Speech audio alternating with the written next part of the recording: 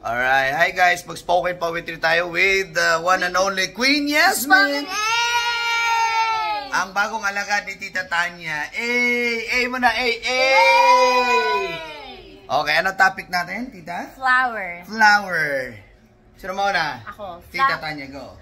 Flower, flower, flower. Pag namukadkad, pang forever. Okay. Ako naman, ikaw yung last. Sige ba? Ako pala si Mang Kadol. Flower? Flower, flower. Uy, ang bango-bango ng flower. Ba't may maliit? Uy, flower. Pag malaki, sunflower. Flower, flower.